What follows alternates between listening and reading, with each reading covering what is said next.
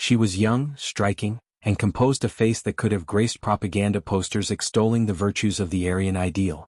But behind Irma Grese's porcelain features lay a darkness that would shock even hardened war crimes investigators. Dubbed the Beautiful Beast, she became one of the most infamous female perpetrators of the Holocaust, a woman whose actions defied expectations, unsettled stereotypes, and forced the world to confront the unsettling question: how does a seemingly ordinary person become an architect of suffering? Irma Grese's journey from a quiet rural upbringing to the blood-soaked corridors of Auschwitz and Bergen-Belsen is not just a biography, it's a psychological and moral autopsy of a world gone mad. Her life sits at the intersection of history, ideology, and identity, challenging our assumptions about innocence, obedience, and evil. As both a symbol and a symptom of the Nazi regime's brutal machinery, Grese remains a subject of fascination and horror.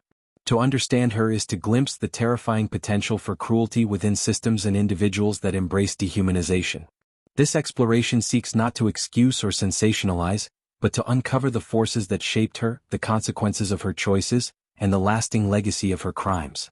Irma Grese is a name that has persisted in the collective memory of the 20th century's darkest chapter, the Holocaust, not merely for her participation in one of history's most infamous genocides, but for the haunting paradoxes she embodied.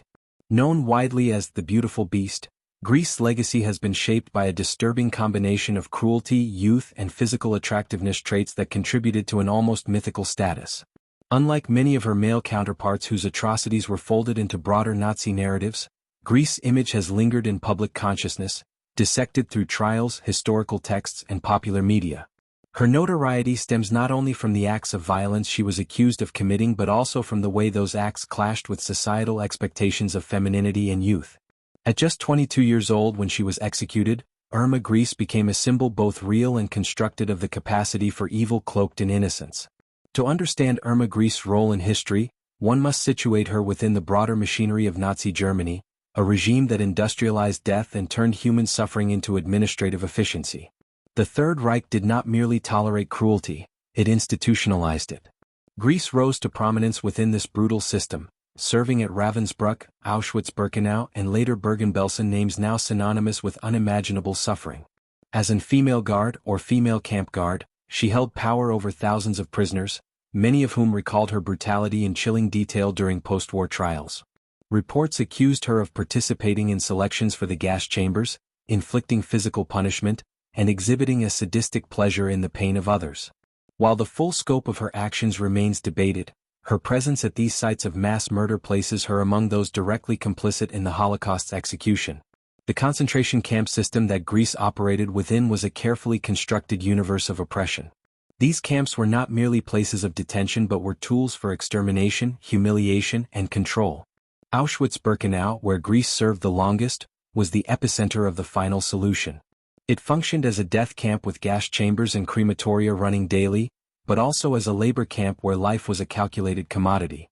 Guards were trained not only to enforce discipline but to dehumanize inmates. In this context, Grese was not unique in committing cruelty. What made her stand out was the combination of her youth, her zeal, and the personal attention she appeared to give to her acts. Prisoners did not describe her as a reluctant participant swept up in bureaucratic horror. Rather, many claimed she seemed to enjoy her role.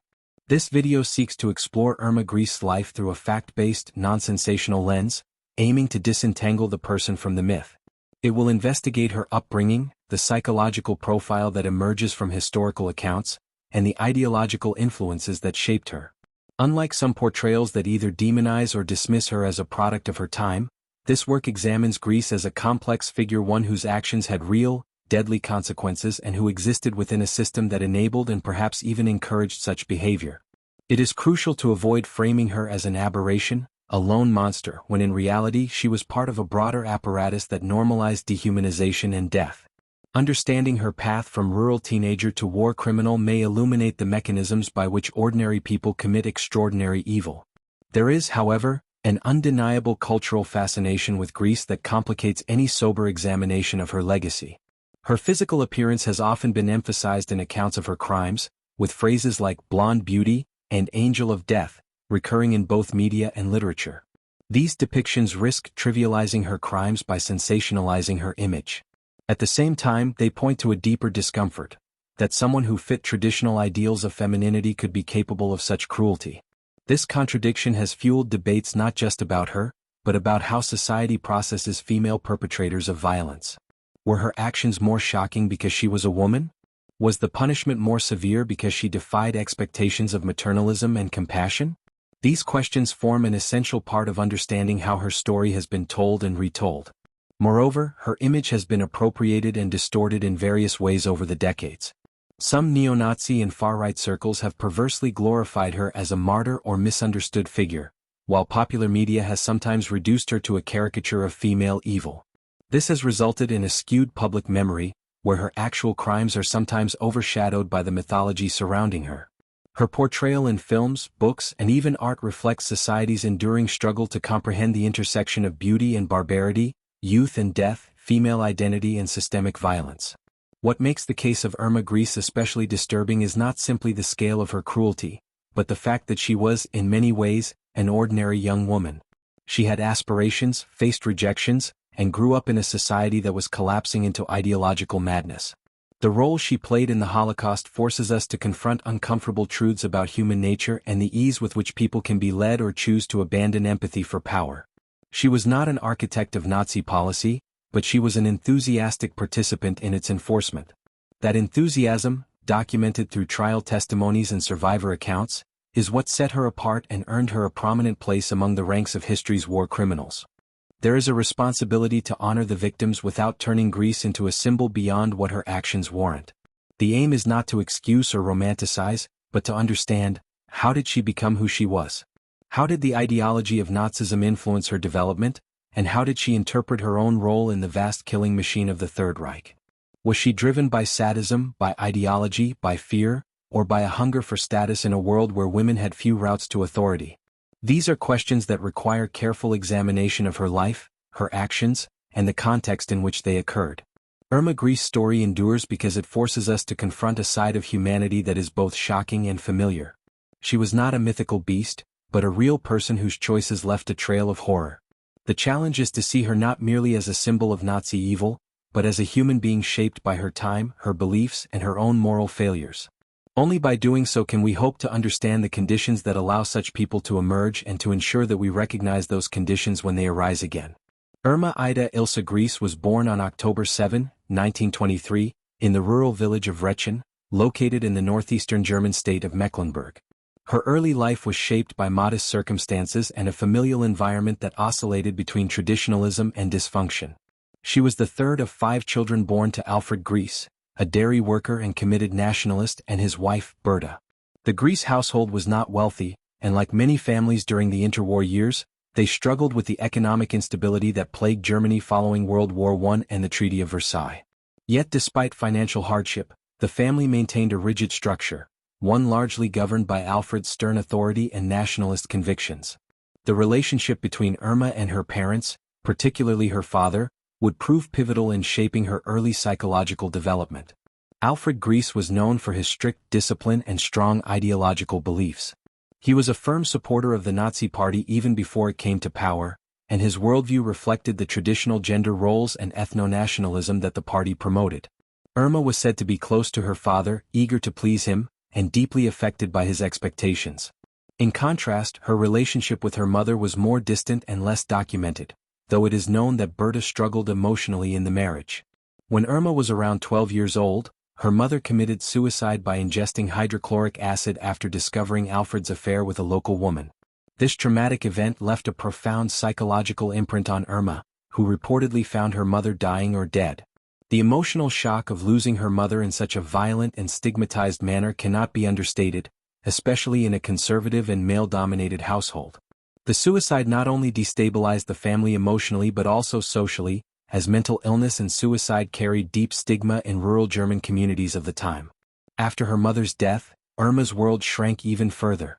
Her emotional detachment appeared to increase, and those who knew her described a growing withdrawal from the outside world. While some accounts portray her as shy and introverted, others suggest she began to exhibit a harder edge, perhaps a defense mechanism to suppress the grief and confusion that came from her mother's suicide and the coldness of her father. Though she remained in the household, the nurturing aspect of her family life had largely vanished, leaving behind a void filled by the increasingly dominant presence of Nazi ideology. Her father's allegiance to the party ensured that Nazi values and propaganda saturated the home environment, with national pride and racial superiority becoming part of the family's routine discourse. As Irma entered adolescence, she came of age in a Germany that was rapidly transforming under Adolf Hitler's regime. The Nazis had consolidated power by the mid-1930s, and their influence permeated every aspect of German society, especially education and youth organizations. The Hitler Youth and its female counterpart, the Bund Deutscher Mädel, League of German Girls, became the central avenues for indoctrinating young minds into the values of the Third Reich. Participation was widespread and heavily encouraged, even compulsory in many areas. Irma, like millions of German children, joined the League of German Girls. The organization provided structured activities, uniforms, group rituals, and a strong sense of belonging. For someone like Irma, whose home life was marked by emotional instability and loss, the League of German Girls likely offered a surrogate family, one rooted in certainty and ideological clarity. The League of German Girls emphasized physical fitness, obedience, sacrifice for the fatherland, and above all, the superiority of Aryan blood. Young girls were taught to be loyal to Hitler, to embrace traditional gender roles, and to prepare themselves as future wives and mothers of racially pure German children. However, the organization also instilled a sense of discipline and duty that transcended the domestic sphere. During wartime, many League of German Girls were expected to take on roles that supported the Nazi war machine, including nursing, clerical work, and even positions in SS operations. Irma reportedly excelled in this environment. She adopted the slogans and beliefs of National Socialism with zeal, or at least outwardly demonstrated conformity. There is little evidence to suggest she questioned the ideology presented to her, and some reports indicate she was particularly captivated by the charisma of Hitler and the perceived order his regime promised. Signs of cruelty or ideological rigidity in her teenage years remain somewhat speculative. However, anecdotal reports from peers and community members describe Irma as distant and detached, not particularly social or compassionate. In the broader historical context, it's important to remember that many young Germans of her generation were swept up in the collective fervor of Nazi ideology. What makes Irma's case stand out is not just that she was indoctrinated but that she would later take her role in the regime to an extreme that involved direct and conscious participation in brutality. Irma's formal education ended at the age of 14. Like many working-class girls in rural Germany, higher education was neither accessible nor encouraged.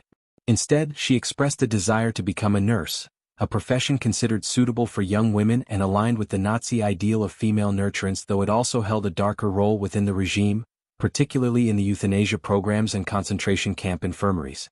Her aspirations, however, met with failure. She was denied entry into formal nursing training, allegedly due to a lack of qualifications or poor academic performance. This rejection further narrowed her prospects and may have reinforced a sense of inadequacy or frustration.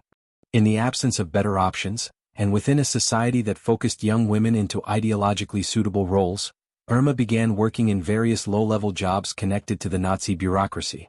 She took on menial labor, including stints on farms and possibly in hospitals, before eventually securing a position at the Protection Squadron-affiliated sanatorium in Hohenlichen. This institution was not a traditional hospital but a Nazi-run medical facility used to treat Protection Squadron personnel and serve ideological purposes. It also played a role in eugenics and medical experimentation, giving Irma a closer view of the regime's disregard for human dignity under the guise of medical science. Her placement in Hohenlichen exposed her to the inner workings of the Protection Squadron and marked a critical juncture in her life. There, she came into contact with SS doctors and staff who were deeply entrenched in the machinery of the regime. Whether through initiative or recommendation, she was soon transferred into the SSDV, translates from German as Death's Head Units, or Death's Head Formation, the unit responsible for administering concentration camps. This transition was not automatic. It required a degree of selection, and Irma's willingness to accept the role suggests either a deepening commitment to the Nazi cause or an uncritical submission to authority and ambition. By the time she was 19, she had become a female overseer assigned to Ravensbrück, the largest women's concentration camp in the Reich. The trajectory from rural schoolgirl to SS camp guard was not accidental. It was a product of personal choices shaped by familial influence, societal conditioning, and a totalitarian state that provided young people with few moral alternatives. The Nazi regime's genius, if it can be called that, was in how thoroughly it integrated ideology into every facet of life. For someone like Irma, whose emotional grounding was fragile and whose ambitions were modest, the pathway into the SS provided structure, purpose, and perhaps a sense of belonging she had never fully known. Whether driven by belief, circumstance, or latent sadism, she walked this path with increasing confidence. Her early life did not necessarily predetermine the horrors she would later perpetrate, but it certainly paved the way. By the time she arrived at Auschwitz-Birkenau, she had already been through years of indoctrination, emotional isolation, and training in obedience. The girl from Rechen had disappeared, and in her place stood a loyal servant of a murderous regime, young, seemingly ordinary, but capable of extraordinary cruelty. Irma Grese's rise through the SS camp system was not meteoric in a traditional sense, but it was significant given her young age and the horrific environment in which she quickly established herself as both feared and notorious. After leaving her position at Hohenlohen, she was assigned to the women's concentration camp of Ravensbrück in early 1942. This camp, located north of Berlin, was a critical training ground for female guards within the SS, and it housed primarily female prisoners from all over Nazi-occupied Europe. At Ravensbrück, Grese began as a guard in training, a position that introduced her to the mechanics of daily camp life, the rituals of SS discipline, and the structured hierarchy that would later define her behavior in more notorious camps. Her early role consisted of menial but psychologically formative duties: supervising roll calls, escorting prisoners to and from forced labor assignments, ensuring strict adherence to rules, and observing the behavior of other guards. While these tasks may have seemed administrative, they were infused with cruelty and psychological manipulation. The camp was not just a prison, it was a carefully controlled environment of terror. New guards, including Grese, were instructed in the use of verbal abuse, physical punishment, and complete emotional detachment. Discipline was enforced not merely for order, but to assert dominance and dehumanize the prisoners. The normalization of brutality became part of the training, and it was in this environment that Grese's personality began to change. Accounts suggest that she adapted quickly, showing signs of both compliance and initiative. She absorbed the protocols of the camp system and began internalizing the ethos of Nazi racial superiority and punitive justice. The role gave her power, limited at first, but for a young woman with no previous authority in life, it was enough to set her on a dangerous trajectory. The atmosphere at Ravensbrück also introduced Grese to the psychological dynamics of the SS world. Female guards were generally considered subordinate to male SS officers, but within the context of the camp, they exercised real power over life and death. Grese, like many others, was mentored by more experienced guards and overseers who showed little hesitation in using violence to maintain control. The brutality of Ravensbrück became a desensitizing crucible, one that dulled moral boundaries and created an environment where cruelty was a matter of routine. Punishments such as beatings, starvation, and forced labor were not just permitted, they were expected. Grese's actions during this period did not yet mark her as extraordinary among SS personnel, but they prepared her for what would follow. She learned the value of obedience, the expectations of cruelty, and the advantage of aligning herself with those who held more power. In mid-1943, Irma Grese was transferred to Auschwitz-Birkenau, the sprawling death camp complex in occupied Poland that had become the centerpiece of the Nazi final solution. The transfer marked a promotion, not only in status but also in responsibility. Grese was elevated to the position of female overseer, a full female overseer, and assigned to the women's sector of Birkenau, known for its overcrowding, disease, and ceaseless selections for the gas chambers. The promotion reflected her perceived competence, loyalty to Nazi ideals, and willingness to implement the brutal discipline demanded by the SS. In Birkenau, Grese would move beyond merely learning the system, she would become an active and zealous participant in it. As a female overseer, Grese oversaw thousands of women prisoners, most of whom were Jewish, Romani, or political dissidents. Her responsibilities included supervising roll calls that sometimes lasted for hours in freezing temperatures, directing forced labor assignments, and ensuring compliance with camp regulations. But Grese's behavior soon distinguished her from other female guards. Survivor testimonies describe her as sadistic, often going beyond her duties to inflict pain. She was frequently seen carrying a whip, a rubber truncheon, and occasionally a pistol. Prisoners claimed she would use these tools liberally and without provocation. Some reported she set dogs on inmates or beat women until they collapsed. The scale and detail of these testimonies, collected after the war during various trials, paint a disturbing picture of someone who not only obeyed the system but seemed to revel in it. Greece's interactions with senior SS officers also became a notable aspect of her time at Auschwitz. It was widely believed, both during and after the war, that she was closely aligned with key figures such as Dr. Joseph Mengele and Dr. Fritz Klein, both of whom were notorious for their involvement in medical experiments and selections. While hard evidence of romantic or personal relationships remains speculative, witnesses recalled that Greece often assisted during selections processes where prisoners were chosen either for forced labor or immediate death in the gas chambers. She was reportedly present as women and children were lined up, examined, and then herded into trucks or marched toward the crematoria. Her role in these selections was not administrative, it was participatory. Survivors described how she would point, gesture, or direct women to either side, one leading to temporary survival, the other to extermination. These actions cemented her status among prisoners as one of the most feared guards in the camp.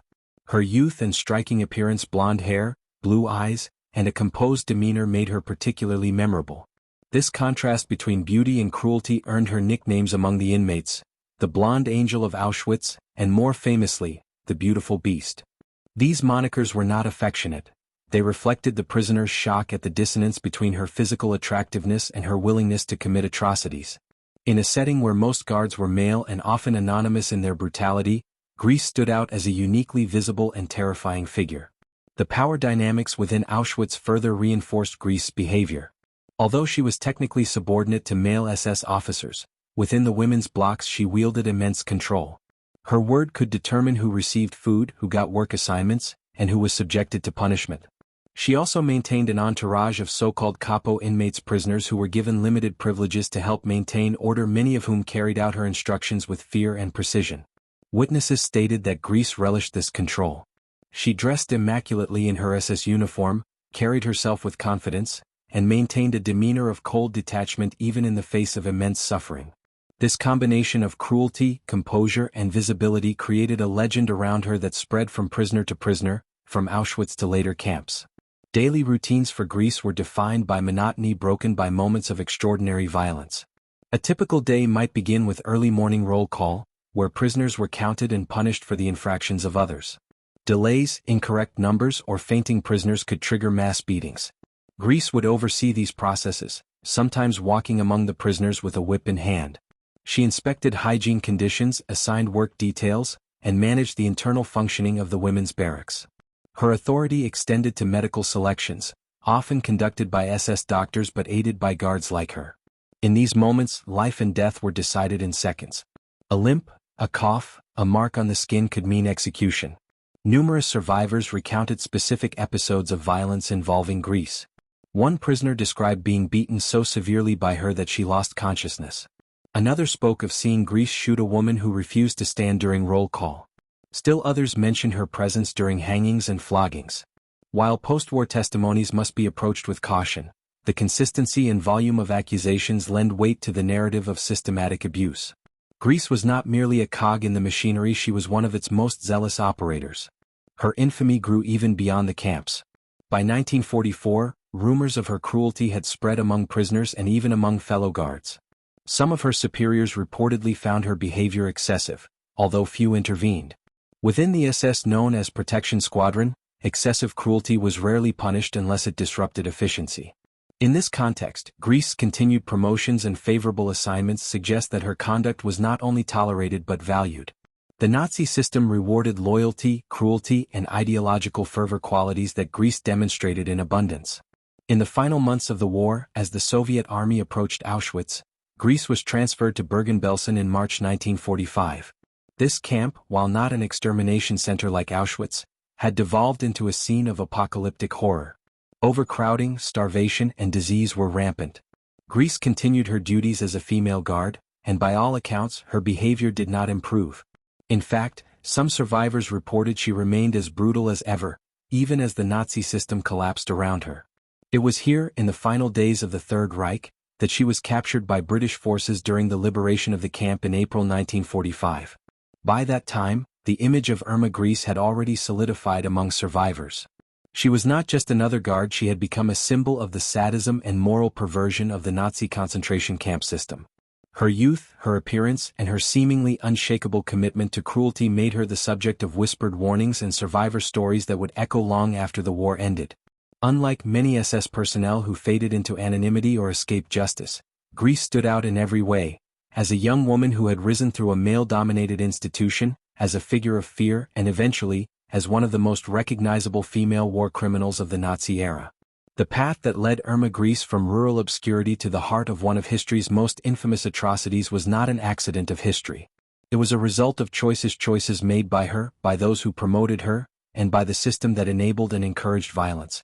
Her time in Ravensbrück, Auschwitz and Bergen-Belsen marked her transformation from a follower of ideology into an executor of its most inhuman policies. In that transformation lies the most terrifying aspect of her legacy. Not that she was uniquely monstrous, but that she became monstrous through a system that made such transformation not only possible but desirable. Irma Grese occupies a disturbing and complex space in the history of the Holocaust, not merely as a participant in mass atrocity, but as a young woman whose cruelty seemed to defy cultural expectations of femininity. Her psychological profile is not only a matter of criminal interest but of historical importance. Understanding how someone so young and from such an unremarkable background could evolve into one of the most feared guards in the Nazi camp system is a question that has perplexed historians, psychologists, and ethicists alike. Unlike her male counterparts, whose acts of violence have often been studied within the broader context of military obedience and ideological indoctrination, Grese's case demands a closer look at the psychology of female perpetrators and how gender intersects with power, cruelty, and complicity in state violence. Women played a far more active role in the Nazi regime than many earlier narratives suggested.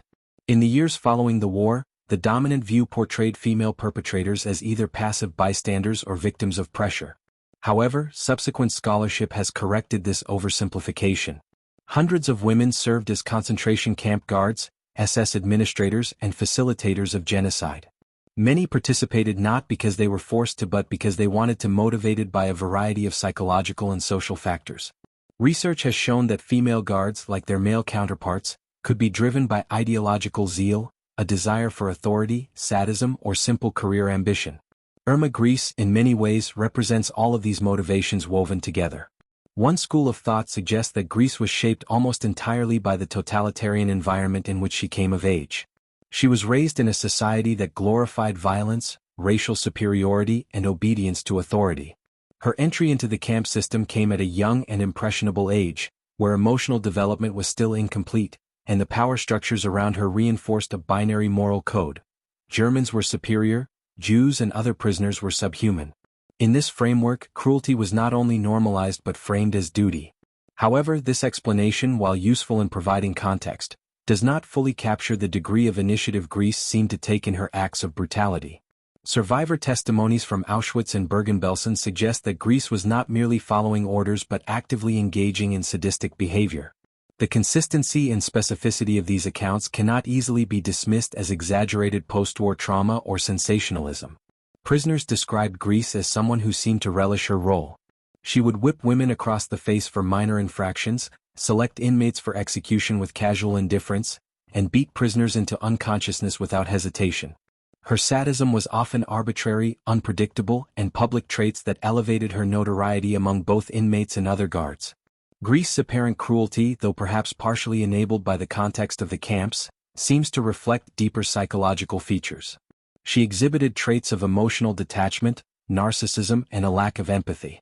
Yet, she also displayed organizational competence, social manipulation, and a desire for recognition.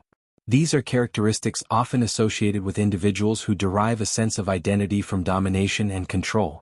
She was reportedly vain about her appearance, meticulously maintained her uniform, and seemed to enjoy the visual power of her role. The contradiction between her youthful appearance and her brutal conduct created a psychological dissonance for many observers, both during the war and afterward. This dissonance may have also played a role in her own psychological framework, a belief that her beauty and authority placed her above ordinary moral constraints. Interviews and reports from her post-war interrogation further complicate the picture. Grese remained largely unrepentant, offering minimal justification for her actions and often defaulting to the defense that she was merely following orders. She expressed little emotional response when confronted with evidence of her cruelty, and those who observed her noted a detached, almost childlike demeanor that belied the gravity of her crimes. Some speculated that she lacked the emotional maturity to comprehend the enormity of what she had participated in, while others believed she was simply masking her guilt under a facade of calm. Either way, her behavior during the war and in custody suggests a deep psychological disconnect between action and consequence, a hallmark of moral disengagement. Part of what fueled the mystique and horror surrounding Grese was the duality in her personality as recounted by different witnesses. Prisoners saw her as a brutal enforcer, someone who could scream, whip, and send people to their deaths without blinking. Yet fellow SS personnel described her as well-mannered, soft-spoken, even friendly. She was known to sing German folk songs during breaks, laugh with her peers, and exhibit loyalty to the SS hierarchy. This stark contrast between the socialized young woman and the violent overseer raises troubling questions about compartmentalization and moral dualism. Was she conscious of the contradiction, or had she so internalized the Nazi worldview that she saw no conflict at all? Moreover, Grese's femininity became a focal point in both contemporary and later interpretations of her crimes.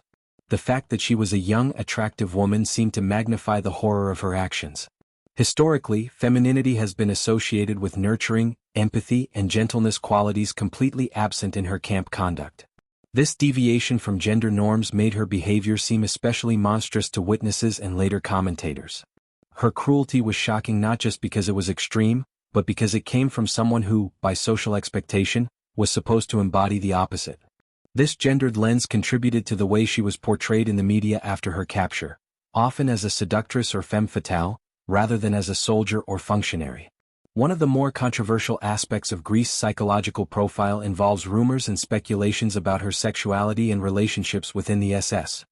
Multiple prisoner testimonies and post-war narratives claimed that she had intimate relationships with high-ranking protection squadron officers, including the notorious Dr. Joseph Mengele and Dr. Fritz Klein. Whether these claims were true remains unclear, as definitive evidence is lacking. What is certain is that Grese was often seen in close proximity to these men, especially during selection processes and medical experiments. Her visible presence and rumored liaisons contributed to the perception that she used her sexuality as a tool to climb the SS hierarchy or protect herself from danger. This intersection of power and sexuality has been a recurring theme in interpretations of her life. Some scholars argue that Grese's appearance and rumored relationships allowed her to exert influence beyond her formal rank, while others view such claims as part of the post-war effort to demonize her in a uniquely gendered way. Accusations of sexual deviance or promiscuity were often levied against female war criminals, reinforcing the idea that their moral failings extended to the personal as well as the political. In Grese's case, these stories were often tinged with fascination and revulsion, contributing to a kind of mythologizing that obscured the reality of her crimes. The emphasis on her body, looks, and supposed affairs turned her into a symbol and eroticized monster who embodied the collapse of moral and feminine norms under totalitarianism. Later accounts, both in historical texts and popular culture, have continued to fetishize Grese's image. She has been the subject of films, novels, and even online communities that discuss her as a darkly fascinating figure. This phenomenon raises important ethical questions. When does the portrayal of a war criminal become an act of voyeurism or sensationalism? What does it say about society's attraction to figures who combine beauty and horror? The fixation on Grese's appearance often overshadows the real suffering she caused. While many male perpetrators were analyzed for their ideology or command roles, Grese is frequently remembered for her looks and the shocking incongruity of her gender and behavior. This imbalance reflects a broader societal discomfort with the idea that women can be just as capable of evil as men. The making of a monster in Grese's case cannot be attributed to a single cause. It was a convergence of personality traits, historical circumstances, ideological indoctrination, and institutional opportunity. She was not insane, nor was she uniquely perverse. Rather, she was a product of a system that rewarded cruelty, stripped empathy, and offered young people like her a sense of identity and power through domination. Her youth and inexperience may have made her more susceptible to indoctrination, but her actions suggest a conscious adoption of her role and a disturbing comfort with violence. In trying to understand Irma Grese, the temptation is to see her as either an aberration or a symbol. But both views can be misleading. She was neither a monstrous exception nor a typical guard. What she represents is a deeper, more unsettling truth, that under certain conditions ordinary individuals, especially those seeking meaning, belonging, or authority, can commit extraordinary crimes. Her femininity, far from shielding her from the violence of Nazism, became part of the horror she inflicted. Her psychological profile defies easy classification, but it remains a crucial reminder of the human capacity for cruelty when morality is subjugated to ideology, and identity is forged in power over others. By the final months of 1944, the collapse of the Third Reich was already underway. The Soviet Red Army was advancing from the east, sweeping across occupied Poland and moving toward Germany with determination and speed.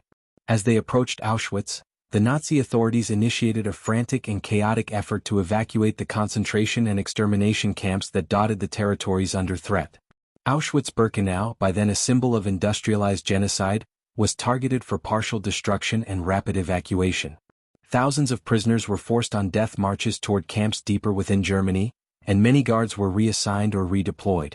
Among those transferred during this desperate retreat was Irma Grese. Grese, already notorious for her conduct at Auschwitz, was reassigned to Bergen-Belsen, a concentration camp in northern Germany. Bergen-Belsen had not been constructed as a death camp like Auschwitz. Originally, it was intended as a detention facility for political prisoners and exchangeable hostages. But by 1945, it had devolved into a cesspool of starvation, disease, and human suffering. As the war ground to a close, Bergen-Belsen became one of the last functioning camps in the Reich.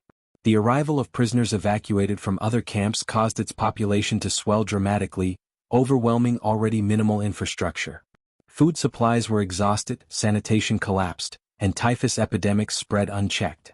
It was into this hellish environment that Irma Grese arrived, continuing her duties as a camp guard with no apparent shift in her behavior despite the crumbling regime around her. Though Bergen-Belsen lacked gas chambers, the conditions were lethal by any other measure. Tens of thousands of people died in the final months of its operation, not from systematic extermination, but from starvation, untreated illness, neglect, and abuse. Eyewitness accounts from survivors at Bergen-Belsen attest that Grese's cruelty persisted, even intensified, during this period. She retained her role as female guard or overseer, exercising considerable authority over women's barracks and labor details. Multiple testimonies presented after the war, particularly during the Belsen trial, depict Grese as an active participant in maintaining brutality and discipline amidst the chaos. She was seen beating prisoners, yelling at the dying, and ensuring order through violence. Though the camp was overwhelmed and the protection squadron command disorganized, Grese reportedly continued to enforce the dehumanizing hierarchy of the concentration camp system with zeal. Survivors described her walking among corpses and emaciated inmates with the same air of detachment she had shown at Auschwitz. It was not simply that she failed to alleviate suffering, she added to it. She was said to carry her usual whip and pistol, even as the camp dissolved into death and disorder. Despite the obvious collapse of the Reich, she showed no outward signs of remorse or withdrawal from her position. It is important to understand that by early 1945 Bergen-Belsen was in a state of total humanitarian collapse. The camp, built to hold a few thousand, was housing tens of thousands of evacuees. No medical supplies remained. Water was scarce and dead bodies lay unburied for days or weeks. In this setting, the behavior of protection squadron personnel varied. Some withdrew and avoided confrontation, others abandoned their posts entirely. But Grese continued to assert control. While some guards fled, she remained in uniform. Her insistence on maintaining authority, even amid such horror, reveals a psychological commitment to her role that extended beyond mere duty. She was not reacting with fear or doubt. She was behaving as if the camp system still functioned and that her place in it was secure. The end came abruptly on April 15, 1945, when British forces liberated Bergen-Belsen. What they found defied comprehension. Piles of corpses, skeletal survivors barely clinging to life, and a stench of death that permeated the entire area. Among the protection squadron personnel captured was Irma Grese. She was arrested without resistance, still in her camp uniform, and taken into custody alongside other male and female guards, including Camp Commandant Joseph Kramer. Her appearance at the time of arrest reportedly shocked the liberators. Grese was young, striking in appearance, and composed features starkly at odds with the inhumanity surrounding her. Initial British interrogations noted her calm demeanor. She did not display hysteria or regret. When questioned, she claimed to have simply followed orders, a defense that had already become a refrain among captured Nazis. But witnesses immediately singled her out, pointing to her direct involvement in beatings and selections. Survivors identified her by name and face. There was no anonymity for Irma Grese. Her reputation had preceded her. Photographs taken after her capture show a composed young woman with an almost detached expression, eerily unfazed by the scale of the disaster around her. British officers were reportedly stunned by her poise. Unlike some of her colleagues who attempted to feign ignorance or claim lesser involvement, Grese made no real effort to obscure her past. She admitted to her roles at Auschwitz and Bergen-Belsen and spoke of her actions in bureaucratic, unemotional terms. When asked about the whippings, she said they were part of discipline. When questioned about her participation in selections, she downplayed it as administrative. Her answers were not evasive, they were chillingly candid. This behavior posed a difficult dilemma for her interrogators. Grese did not appear insane, nor did she seem ideologically fanatic in her speech. Instead, she presented herself as a competent functionary, someone who had simply performed her role. But her victims told a different story. They remembered her not as a mere cog in the machine, but as a tormentor who had gone out of her way to humiliate, beat, and destroy. Her youth and beauty made the accusations more grotesque in the eyes of her captors and the public. How could someone so young, so composed, and seemingly so ordinary be responsible for such horrors? As her arrest became public, Grese's image quickly gained international attention. Newspapers reported on the blonde SS girl with the dead eyes. She became a focal point in the effort to understand not just what had happened in the camps, but how seemingly normal people, especially young women, had taken part in it. Her face was featured in photographs across the Allied world, and speculation about her psychology and motivations began almost immediately. Was she brainwashed? Was she a sadist? Was she simply a product of her time?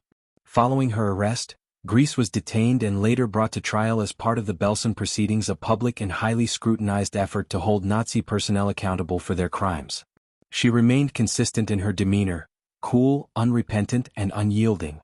During the trial, she denied some of the more extreme accusations but admitted her rank and presence during selections.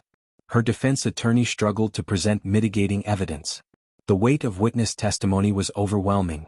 For the British and international observers, Grese's case symbolized more than just personal guilt. It raised disturbing questions about collective responsibility, indoctrination, and the capacity for evil in ordinary individuals. The juxtaposition of her youth and cruelty became emblematic of the moral collapse that Nazism had engineered. She was to many the face of something more frightening than monstrous leaders or deranged killers. She was the embodiment of banal, bureaucratic evil cloaked in civility. What made Grese's capture particularly notable was her lack of resistance and continued pride in her protection squadron service. Even when facing a military tribunal and certain condemnation, she did not express regret. She did not beg for mercy. Her final statements, before sentencing, echoed the same passive acceptance she had shown at arrest. This stoicism, whether genuine or calculated, added to the aura of terror surrounding her. It suggested a woman whose conscience had been fully submerged beneath ideology and ambition, whose moral compass had either never developed or been wholly dismantled. As the dust settled over the ruins of Bergen-Belsen, Irma Grese's fate was sealed. Her capture by British forces ensured that she would face justice in a court of law, not in the shadows. Unlike many Nazi officials who fled or took their own lives, she lived to see the consequences of her actions rendered through legal judgment. Her composure, so unnerving in the face of such suffering, became a key part of how the world would remember her, not as a raving zealot or monster from a fable, but as a woman whose cruelty was all the more terrifying for its ordinariness. In her fall, we witness not just the end of an individual guard, but the unraveling of the ideological and institutional machinery that enabled her. Her capture marked the turning of a page, the beginning of accountability, even if imperfect, for those who had administered the greatest crimes of the 20th century. And in her final days of freedom, Grese stood not as a victim of history, but as its willing architect, caught in the very camp where she had once ruled with a whip and a smile. The Belsen trial began on September 7, 1945, in the town of Lüneburg, convened by a British military tribunal under English law. Its central purpose was to hold accountable those deemed responsible for the horrors witnessed at Bergen-Belsen and Auschwitz as Allied forces advanced into Germany. A total of 45 individuals, protection squadron personnel and capos, stood accused of war crimes and crimes against humanity. Among them, Irma Grese emerged as one of the youngest and most notorious defendants, charged for her roles in both Bergen-Belsen and Auschwitz. The trial was structured around formal charges, presenting evidence and providing defense, unfolding over 54 days before a panel of 5 British officers, advised by a judge advocate. Both prosecution and defense were granted full legal representation, with Colonel T.M. Backhouse leading prosecution and Major L.S. W. Cranfield defending Grese. The charges against Grese included participation in selections for gas chambers, beatings, shootings, setting dogs on prisoners, and general mistreatment spanning her tenure at 2 camps. Her defense leaned heavily on the argument of obedience to superior orders and attempt to suggest that her actions were dictated by circumstance and pressure rather than personal choice. Additionally, Cranfield challenged the reliability of certain testimonies, especially when details could not be personally witnessed by the accusers. Testimonies from Holocaust survivors were central to the prosecution's case, as gripping and harrowing as they were numerous. Eyewitnesses recounted how Grese used a whip, a pistol, and trained dogs to assault prisoners. One Hungarian Jewish witness, Ilona Stein, described seeing Grese shoot prisoners at point-blank range and beat others until they collapsed. Stein also claimed Grese actively participated in selections. Another witness, Hanker Rosenzweig, testified that Grese released dogs on her, leaving lasting bite marks. Abraham Gleinwiecki testified that Grese sent thousands to the gas chambers and oversaw the whipping of his brother until death. Their dramatic accounts were powerful and determined, invoking both legal responsibility and moral horror. Survivors from Bergen-Belsen spoke of Grese's cruelty in the camp's final, chaotic days. She was seen beating the dying, enforcing humiliating disciplinary exercises, and taking pleasure in tormenting the weak behaviors that underscored her utter abandonment of empathy, even as the Nazi system crumbled around her. In response, Grese claimed she was merely following orders and that prisoners were subhuman rubbish. During cross-examination, her demeanor was cold and detached. She brushed aside accusations with bureaucratic efficiency and spoke tersely. Notably, she displayed remarkable preoccupation with her personal appearance. According to fellow defendants, she carried a comb into court and maintained an immaculate hairstyle, an act seen by some as an attempt to cling to power, image, and dignity despite the gravity of her charges. Her sister, Helene, was called as a character witness midway through the trial. She related episodes from their childhood, including a tense confrontation with their father, which led Irma to weep in court. Helene also testified that Irma was timid as a child and ran away from fights in an attempt to humanize her. Yet this emotional insight did not mitigate the severity of the charges. Throughout the proceedings, Grese remained largely unrepentant. Even as graphic film footage of Bergen-Belsen's liberation and images of decomposing corpses were presented, she remained unmoved. Accusers reported she silently glared at them, rather than showing remorse. Prosecutor Backhouse described her transformation from a frightened child into a bully who thrived on the power she gained through Nazism. The trial attracted extensive press coverage. Over 100 media representatives reported daily. In Britain, coverage was intense, as the trial marked one of the first public reckonings with the Holocaust's organized violence, especially the realities of Auschwitz selections and gas chambers.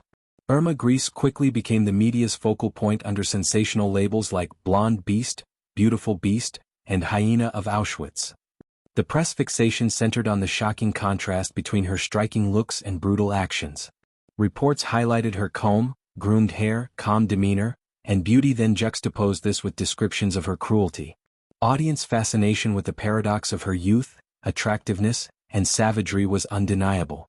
Without question, the coverage processed the atrocities through a gendered lens. Grese's femininity, her beauty, grooming, and youth was emphasized to accentuate how deeply she violated expectations for womanhood. In doing so, the media created a narrative that painted her as uniquely monstrous, enhancing public horror but arguably also simplifying the systemic evil of Nazi crimes into the story of a seductive, sadistic woman. This sensationalism sparked ethical debates. Critics raised concerns that the fascination with Grese's appearance risked overshadowing her real crimes, reducing them to aspects of scandal or sexuality rather than systemic murder. Some argued this amounted to scapegoating, focusing public outrage on her persona instead of addressing the widespread complicity across the Nazi system.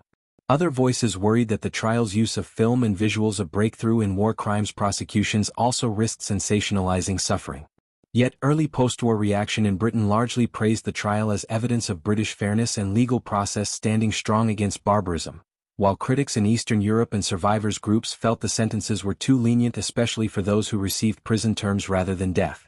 The verdict, delivered on November 17, 1945, found 30 defendants guilty, including Grese, who received the death penalty alongside Joseph Kramer and Fritz Klein. 11 were sentenced to death and 19 to prison terms. 14 were acquitted. Greece appealed for clemency, but it was denied. On December 13, 1945, she was hanged at Hamelin prison by British executioner Albert Pierrepoint. International response reflected a divide. Much of Britain praised the verdict, while Germany, France, Poland, and Jewish survivors criticized it for perceived leniency. For many survivors, no punishment was sufficient. But Greece's human face became shorthand for Nazi evil, her story absorbing emotions from cruelty to revulsion. Beyond individual justice, the Belsen trial set legal precedents. It demonstrated that mass atrocity could be prosecuted using documentary evidence and witness testimony. It laid groundwork for war crimes jurisprudence and human rights law. Yet it also revealed tensions between legal process and moral outrage, as prosecuting thousands of Nazis remained impossible even as public hunger for retribution surged. Examining the ethical implications, the trial forced societies to weigh due process against the demands of survivors. Was Greece's punishment proportional?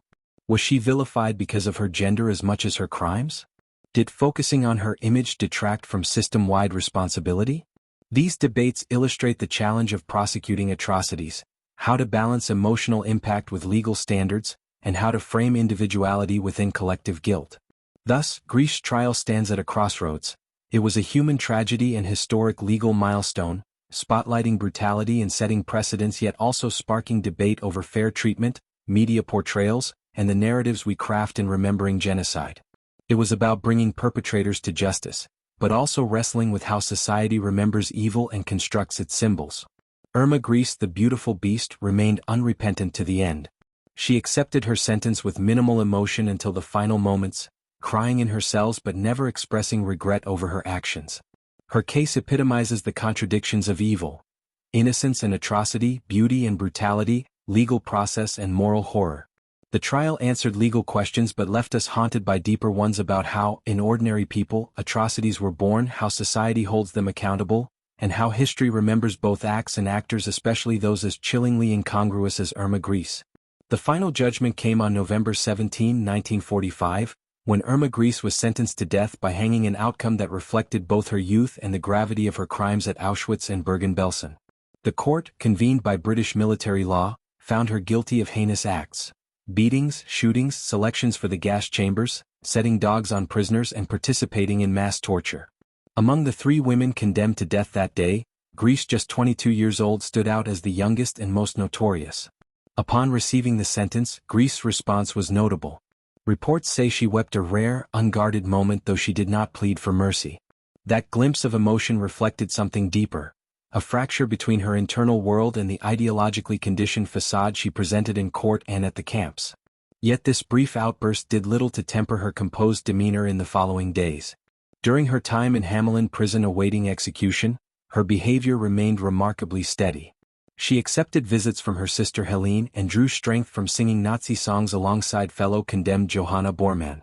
Prison guards noted that Grese continued meticulously grooming herself, her hair always in curlers, clothing neatly folded, an act seen by many as maintaining authority even in defeat. Some said this attention to appearance was a final assertion of control over her own body and image. The night before her death, she spent hours singing and talking with Bormann, exuding a brutal composure that underscored her ideological steadfastness. The execution itself took place on December 13, 1945, in a wing of Hamelin prison specially outfitted with gallows. Albert Pierrepoint, Britain's most experienced hangman, was flown in to ensure the procedure was carried out swiftly and humanely by contemporary standards. Pierrepoint's method was clinical and ritualized. Arriving just before the hour, he entered Grese's cell only to restrain her arms before escorting her into the chamber. She walked without resistance, gazed firmly ahead, and stood on the chalk mark he'd prepared. As the white hood was placed over her head, witnesses reported Grese's final word: "Schnell," quickly, a chilling echo of her earlier disciplinary style at the camps. The trapdoor opened, she dropped, and the neck snapped, instant death according to standard practice. A magistrate pronounced her dead at 10:03. Her body hung for the customary 20 minutes before being removed for burial in the prison yard. The burial site was deliberately unmarked. Military officials feared that leaving a gravestone might create a martyr for neo-Nazi sympathizers. Her remains, along with others executed that day, were later exhumed in 1954 and reinterred in a single anonymous grave at Friedhof am Well. Within Germany and beyond, reactions to her execution varied dramatically. In Britain, the trial and execution were hailed as emblematic of justice restored, evidence that legal systems could address crimes of genocide under fair and transparent judicial processes. Newspapers called it a strong repudiation of barbarism, especially poignant as one of the first public trials revealing the scope of atrocities in Nazi camps. In post-war Germany, public opinion was mixed. Some Germans felt the punishments were harsh, while others considered them too lenient. This ambivalence reflected a nation struggling with collective guilt. Could the young Grese deserve death, or was she a scapegoat for a system that ensnared many?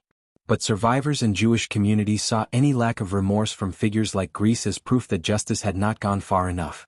Nazi sympathizers seized on her youth, appearance and perceived dignity even in death to craft a myth of martyrdom. Underground neo-Nazi circles reverently called her a heroine, claiming that she was unfairly demonized by Allied propaganda and harshly punished for simply doing her duty. These narratives turned Grese into a symbol of defiance, not cruelty, rewriting her crimes through a lens of victimhood and suffering. Simultaneously, her execution set a legal precedent. The trial demonstrated that even the lowest echelons of the camp system could be held accountable for mass murder. Witness testimony and legal frameworks such as the Geneva Conventions and principles of universal jurisdiction gained new legitimacy. The case helped lay the foundation for later trials and international criminal law. Yet while Grese's execution ended her immediate story, it sparked enduring ethical and historical questions. Was capital punishment for crimes rooted in state ideology justified? Did focusing on young women like Grese narrow public understanding of collective guilt within the Nazi apparatus? Critics said that while she was visibly guilty and unrepentant, many others who had empowered or maintained the system evaded prosecution. From the victim's perspective, however, sentencing and execution reaffirmed the moral boundaries violated by camp guards. The stark finality of the gallows served as a reminder: atrocities require accountability. The ceremony's precision documented the end of a particular type of evil, one embodied in Grese's calm cruelty, and affirmed the rule of law over revenge. Her execution, burial, and mixed legacy continue to haunt memory. Grese's story is not just a cautionary tale about individual evil, it is also a historical marker of how societies reckon with that evil. Her punishment was both legal conclusion and symbolic closure, a reckoning that still resonates in debates over memory, justice, and the structures that allow ordinary people to commit extraordinary violence. The aftermath of the war witnessed a dramatic emergence of Irma Grese as a figure of terror in popular culture, a phenomenon that unfolded through literature, film, academic discourse, and collective memory. In the years following her death, countless books, documentaries, and journalistic accounts centered on her story, frequently fixating on the astonishing collision between her striking appearance and the cruelty she wielded. Scholars such as Whitney Croskery have examined how British newspapers during the Belsen trial constructed her image, emphasizing her youth, attractiveness, and femininity to contrast sharply with her brutal actions. This mix of fascination and revulsion, these portrayals suggested, served a deeper purpose. They helped define the Nazi other as antithetical to British democratic and moral ideals. Among the many published accounts, Daniel Patrick Brown's The Beautiful Beast, The Life and Crimes of SS Female Guard Irma Grese stands prominent. In this and similar works, her image is drawn with sensational detail. A blonde, composed young woman who carried weapons and inflicted pain without remorse. Some historical texts, including survivor memoirs like Olga Lengyel's Five Chimneys, recount allegations of sexual relationships with protection squadron officials such as Mengele and Kramer, and even scenes of Grese directing sexual violence or punishing women with sadistic fervor. While the veracity of all such claims is debated, these accounts contributed to her construction in public memory as a paradigmatic female monster. In film and television, Grese has appeared either explicitly or through composite characters that draw heavily on her stereotype. She epitomized what some scholars call the beautiful beast trope, an archetype where feminine allure becomes intertwined with monstrous cruelty. This phenomenon tapped into a deep psychological dissonance. Society was forced to confront the idea that a woman whose appearance fit conventional standards could become an executioner. Articles from outlets like Bidown have discussed how Grese's allure was exploited in trial questioning, where prosecutors would ask whether she enjoyed wielding a whip or wearing combat gear as a perverse form of empowerment.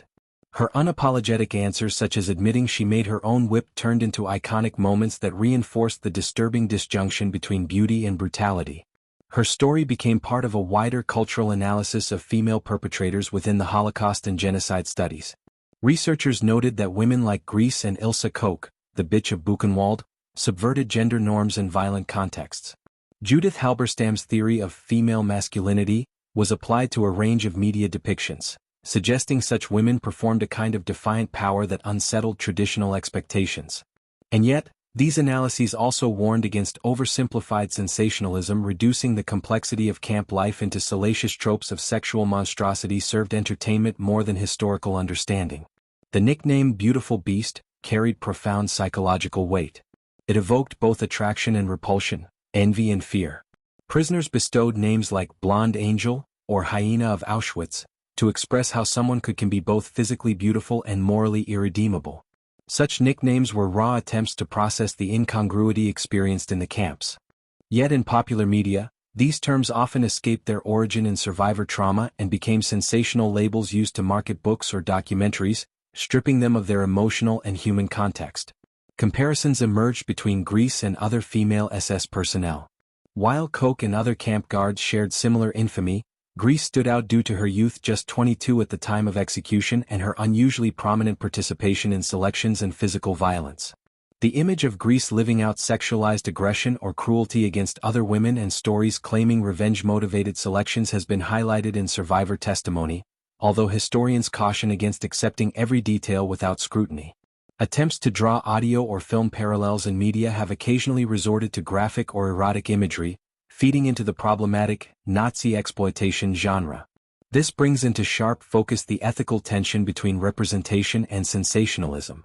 When Grease has been reimagined in historical fiction, documentaries, or films such as scripts titled The Beautiful Beast, the creative impulse can overshadow factual nuance. This matters because sensational portrayals risk diluting the historical truths of systematic dehumanization and mass killing. Reducing her story to sensational motifs presents moral dangers. It can eclipse the voices of survivors and obscure the societal structures that enable genocide. Holocaust educators and survivor communities have spoken out against such distortions. Many emphasize that focusing too heavily on the personal biography, attractiveness, or sexualized violence of female guards distracts from the broader truth.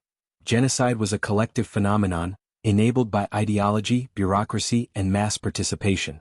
By making Grease a cultural villainess in isolation, we risk ignoring the complicity of thousands of others, male and female. As one Reddit user commented, "People really can't handle the idea of a woman being a horrible monster.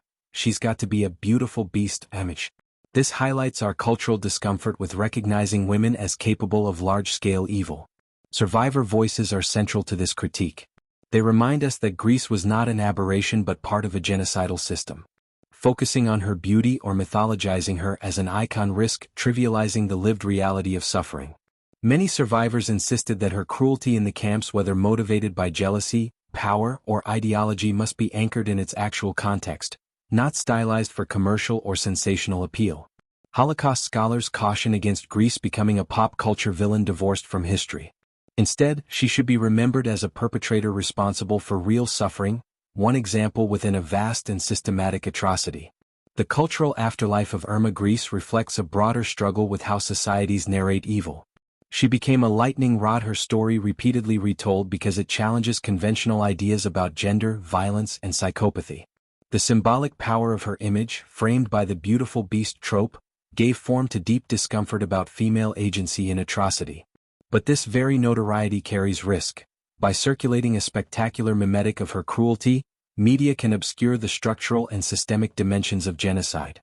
The task is clear. We must resist allowing Grease to become merely an icon of evil, consumed for effect. Instead, we should remember her as a functionary of genocide whose life reminds us that ordinary individuals guided by ideology, ambition, or desensitization can commit monstrous acts. That lesson must anchor all representations of her, ensuring they are more than sensational anecdotes and remain a solemn warning against repeating history's darkest chapters.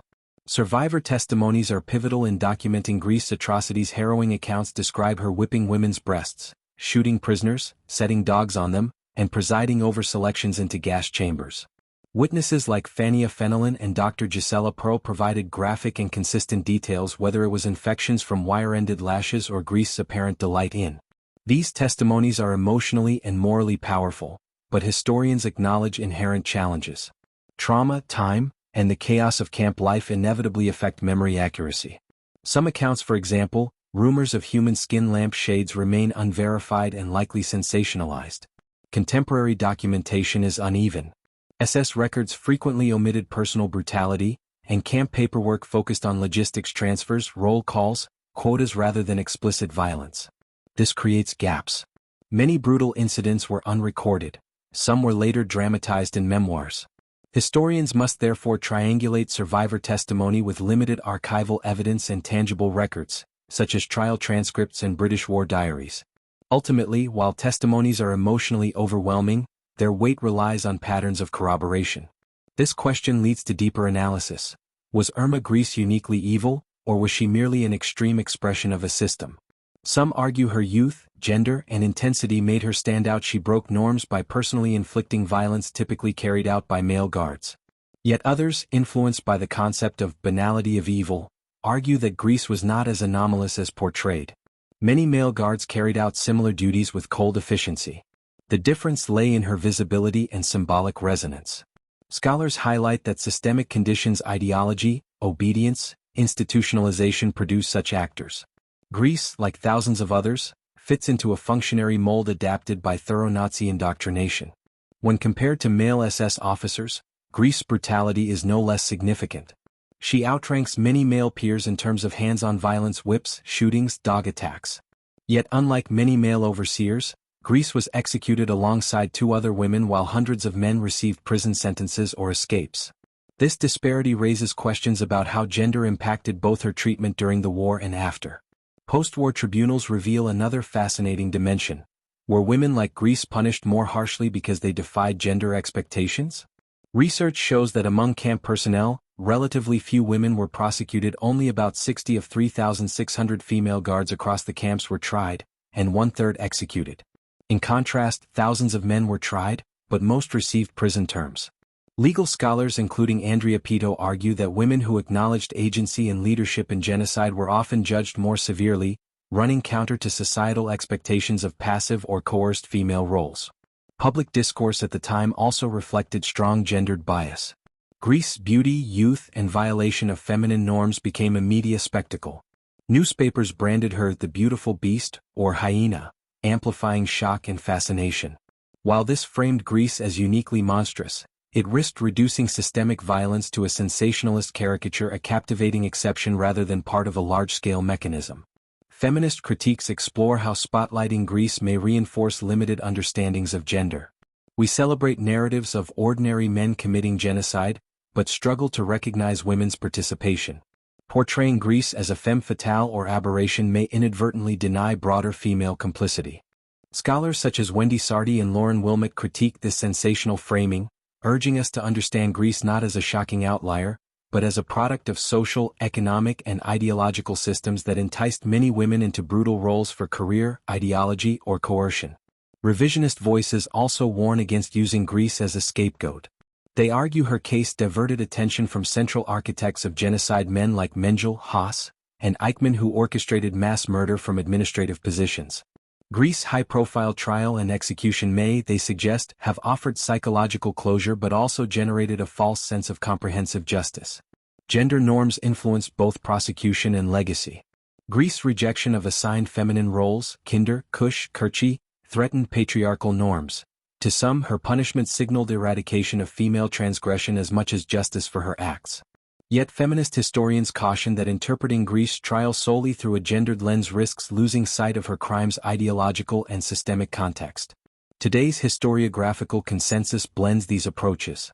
Scholars generally agree that while Grese's crimes were horrific, her violence was enabled by systemic structures, racial doctrine, hierarchical obedience, male mentorship, and not singular pathology. But they also recognize that her trial and public image reflect gendered anxieties and juridical inconsistencies. Research elucidates how her youthful sexuality, leadership style, and personal violence shaped both her notoriety and her punishment. Moving forward, historians face the challenge of disentangling multiple threads: truth and memory in survivor accounts, systemic recognition of women's roles in genocide, nuanced understanding of punishment and justice, and awareness of how gender biases shape both legal outcomes and historical portrayals. Irma Grese did not kill 6 million, but her actions contributed to their death. Historiographical debates emphasize that our focus must stretch beyond sensational symbol to illuminate collective responsibility and structural evil. The debates around Greece challenge us to consider how testimony is validated and shaped, how evil arises from both individual choice and institutional structures, and how gender norms influence historical narratives and justice. No single frame testimony, system, or gender fully captures the complexity. Instead, we must hold within our understanding that Greece was both a product of her environment and an actor with agency, that she was exceptional but not alone, and that her representation reveals as much about society's attempts to process genocide as about the events themselves. The legacy of Irma Grese today is profoundly complex, woven from strands of education, moral reflection, and ongoing relevance in discussions of atrocity and accountability. Since the end of World War II, Greece's story has been incorporated into Holocaust education in both formal and public settings. Museums and memorials such as Auschwitz-Birkenau and Yad Vashem use her narrative as a stark example of individual participation in genocide.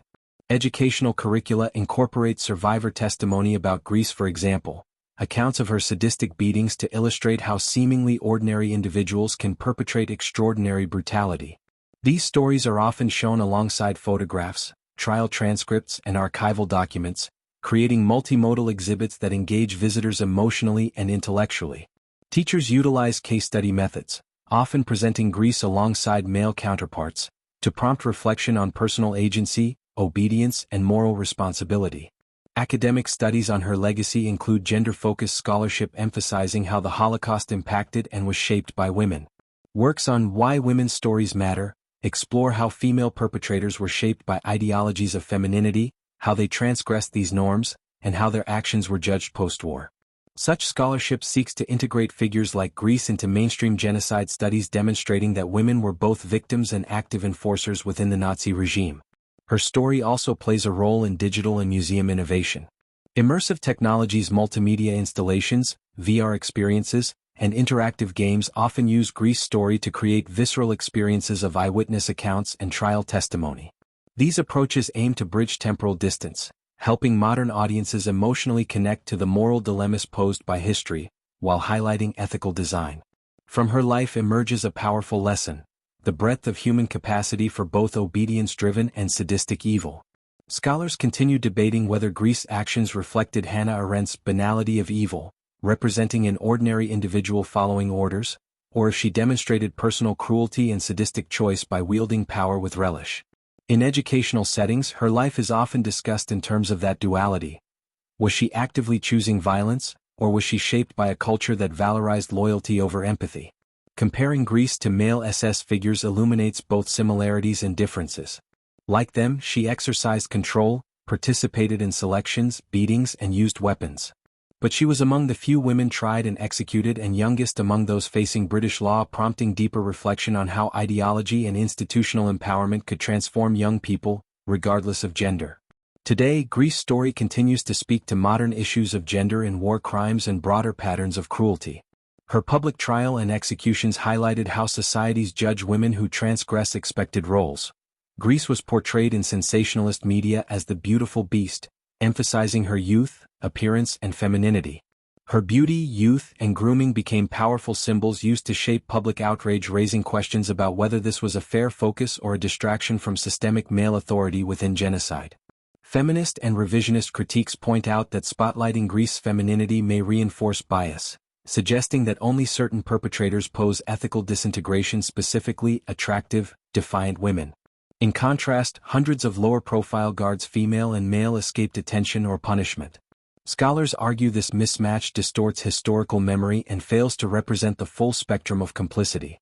Beyond Greece, her story is evoked in present-day conversations addressing war crimes, questions of obedience, gendered roles, and individual versus collective culpability. Today's conflict zones feature similar dilemmas. How do individuals, particularly women, join systems of atrocity? Greece's narrative serves as precedent, illustrating how ideological training, career opportunity, and cultural norms can converge to produce complicity in violence. Her legacy underscores key patterns: obedience to authority, dehumanization of victims, reliance on ideology to license cruelty, and a mechanism of diffuse responsibility in genocidal systems. By studying her case, Educators and scholars highlight universal truths about the capacity for cruelty across gender, and the importance of institutions that promote critical awareness, moral responsibility, and resistance to authority. Greece's presence in education and memorialization is neither static nor nostalgic. It evolves alongside ethical reflection, feminist critique, and global human rights discourse. Her story remains a cautionary tale of how ordinary people can commit extreme violence when systems sanction it, of how gender influences both evil and memory, and of the vital work educators and historians must continue to do ensuring that sensational images of individuals like Grese never eclipse deeper lessons of history. Irma Grese's life and legacy form one of the most haunting narratives to emerge from the Holocaust, a chilling journey from rural obscurity to one of the most infamous perpetrators in Nazi concentration camps. Born in the small village of Rechen, Germany, her early life offered little indication of the brutality she would come to represent. A quiet child from a modest working-class family, she experienced the traumatic loss of her mother at a formative age, a blow that profoundly shaped her psyche and may have contributed to her emotional detachment later in life. As Germany transformed under the rising tide of Nazism, so too did the world in which she grew up. Immersed in the ideology of the Third Reich, indoctrinated through youth organizations like the League of German Girls, and ultimately rejected by formal educational institutions, Greece's trajectory was tragically aligned with the machinery of totalitarianism. Her swift and disturbing rise within the SS apparatus, particularly in camps like Auschwitz and Bergen-Belsen, highlighted not only her ambition but also her chilling commitment to Nazi ideology. As a female guard, she was part of a minority within the vast SS camp infrastructure, yet her actions quickly made her stand out. Survivors described her with a mix of fear and loathing, recounting tales of sadistic punishments, cruel psychological games, and violent selections that sent thousands to their deaths. Her use of a whip, her trained attack dogs, and her readiness to inflict pain made her a feared figure, even among other guards. And yet, she maintained a facade of poise and even vanity, paying careful attention to her appearance and seeming detached from the suffering around her. This duality is at the heart of the paradox that came to define her public image, the beautiful beast. The moniker, coined by the press after her capture and trial, encapsulates society's simultaneous fascination and horror. Her youthful looks and Aryan features contrasted so violently with her crimes that many struggled to comprehend how such beauty could mask such cruelty. The nickname became a kind of myth, emphasizing her femininity and amplifying the sense of betrayal that came with her brutality. This trope was not only a reflection of her actions but also a projection of collective discomfort, an attempt to explain the incomprehensible by turning her into an archetype rather than a person. The danger of this mythologizing is substantial. By focusing so heavily on Greece's appearance and gender, society risked reducing her to a symbol, obscuring the larger structures that enabled her crimes.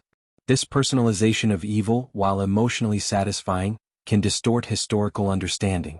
It turns systemic atrocity into spectacle and can allow the more anonymous, bureaucratic perpetrators, those whose hands never got dirty but whose decisions killed millions, to fade into the background.